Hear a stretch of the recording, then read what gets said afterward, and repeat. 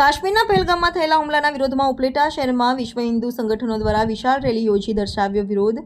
હાલમાં કાશ્મીરના પર્યટક સ્થળ પહેલગામમાં થયેલા આતંકી હુમલામાં અનેક ભારતીય પ્રવાસીઓએ પોતાનો જીવ ગુમાવ્યો છે, જેમાં અનેકે પિતા, પતિ, ભાઈ અને પરિવારોની છત્રછાયા ગુમાવી છે, જેના પડઘા સમગ્ર દેશમાં પડી રહ્યા છે।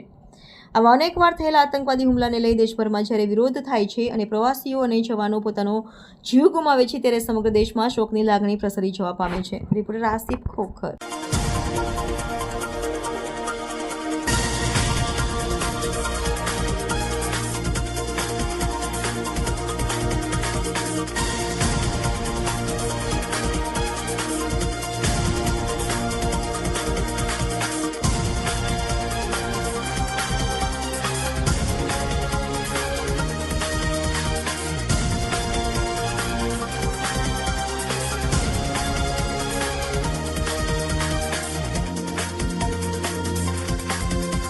હરીસુવા ઉપલેટા।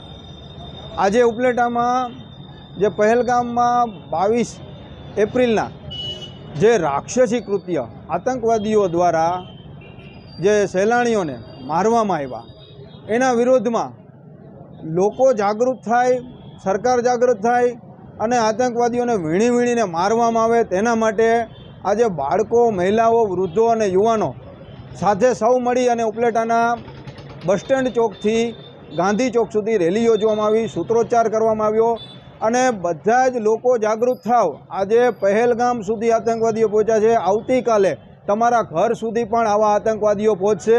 જાગૃત થાવ, એક થાવ અને સરકારને પણ વિનંતી છે કે ટૂંક સમયમાં જ પાકિસ્તાનની હાલત ખરાબ કરી નાખો।